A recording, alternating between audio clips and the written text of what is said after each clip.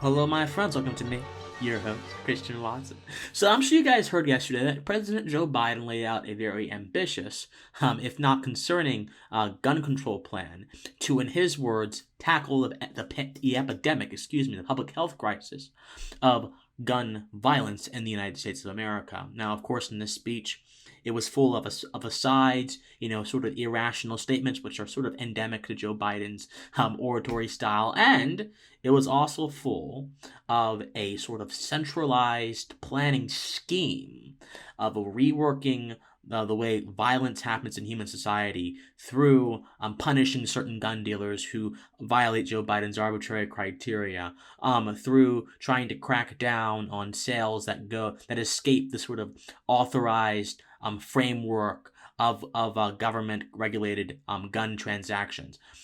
All of the things Joe Biden talked about yesterday, of course, are being built upon the idea that he is going to stop gun violence in America, that he is going to stop the homicides which have been rising in America, and that he is going to make sure that Americans are safe from this crisis, apparently.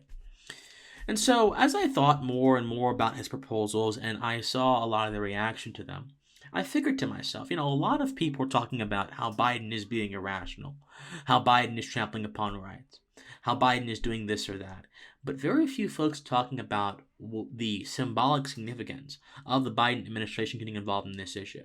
The symbolic significance is the Biden administration, this is the real story, is trying to remake the human being, trying to remake the human heart through force and compulsion.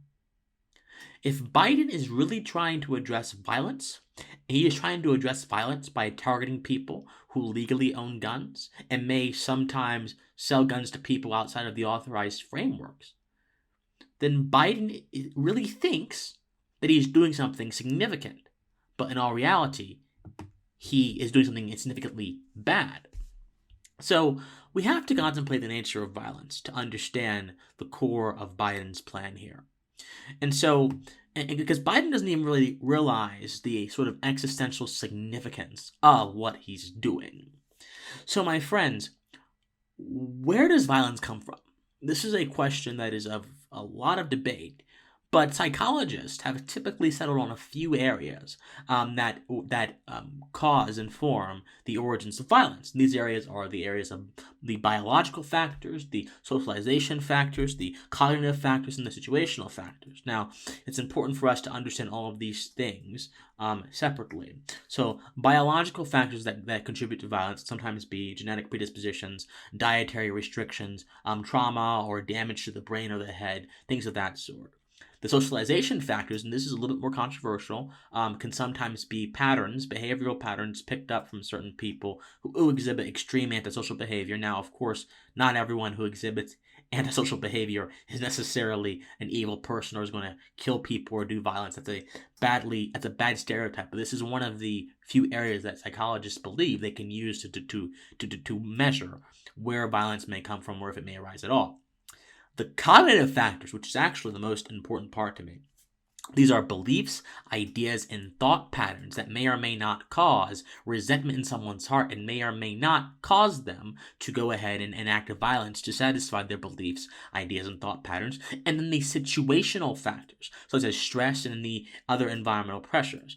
So just looking at this from a viewpoint of psychology, it is clear that the origins of violence in the human heart go far beyond the guns that Biden is trying to target.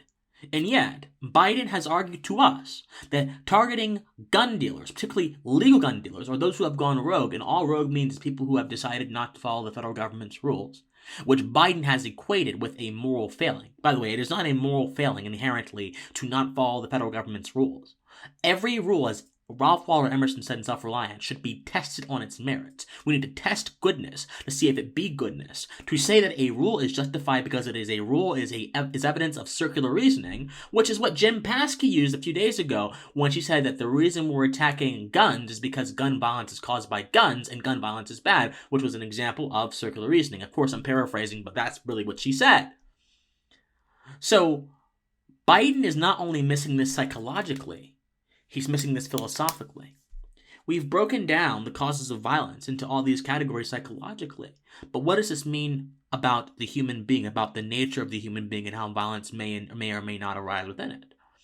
If we're going to look at cognitive factors and situational factors, all of which, again, have an impact on us without necessarily being seen unless we show that impact, right? My beliefs, my ideas are not necessarily seen unless I demonstrate them to you through action.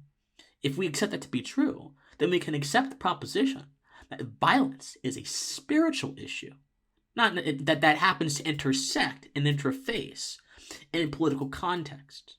But Joe Biden is treating violence as a political issue first and foremost. And by doing that, Joe Biden misses the cause of violence and is now laboring in ignorance and is consequentially trying to reform humanity, trying to make human beings more benevolent by targeting something that has nothing to do inherently with violence against other people.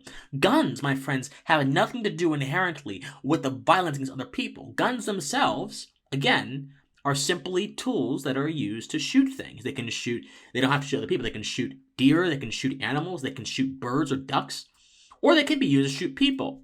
But Biden has appended the sort of primary use of guns, or a use of guns, to be the destruction of other individuals' lives.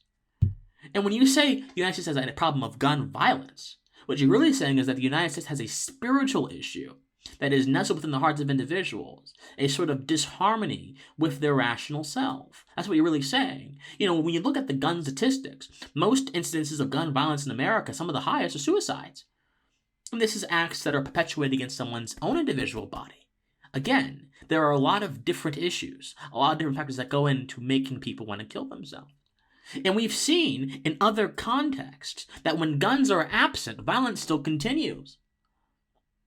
And so the Biden people probably say, well, Christian, he is trying to fund community reinvestment programs, and he is trying to make sure that people have jobs, kids in the communities have certain jobs. All right, that's fine. But again, this is number one, this is central planning. And to divert COVID dollars to fund jobs is to ignore the conditions which exist in many inner city communities in America. The conditions that exist in many inner city communities in America are conditions that are not conducive to employment. There's a reason why many inner city communities in America are bleeding economically, because there's so much violence on the streets, and government money cannot legislate violence away. But once again, when you don't understand that violence is a spiritual issue, which represents a fundamental disharmony in the human being, and you try to attach violence to a tool, and you attack the tool, you are completely and utterly missing the subject needs to be addressed. Biden's administration is laboring in ignorance, and they are not understanding that the spiritual realm, the emotional realm, need to be addressed through means that are not force. Human nature is not driven by force. Human nature is driven by rationality. Now, there are other folks like Thomas Hobbes who believe that human nature was driven by force, but that's just not true. If this was the case, whenever the government goes away, people would automatically kill each other. This doesn't happen necessarily. People actually can self-regulate themselves. Human nature is built upon rationality and cooperation. And whenever force comes into play, human interactions are very short, they are very brutish, and they end. And progress cannot happen. Harmony cannot happen. And harmony is the condition that is required for progress in the human being, for a human being to grow. Which is why environmental factors are also situated in the calculus about violence in America and violent crimes in general. So, in my opinion, Joe Biden is missing the mark. Joe Biden is not understanding the spiritual nature of this issue. And Joe Biden is attaching a value to a tool which can be used in many different ways, thereby prejudicing his entire agenda against an idea that shouldn't really be addressed by them in the first place. Think on it. My friends, I love you. If you love me, please, patreon.com/officialcwatson or PayPal, officialcwatson@gmail.com, or join my locals, christianwatson.locals.com, or my Discord, which will be in the link in the description and the comment section down below. Guys, I love you so much, and please stay pensive. Bye, guys.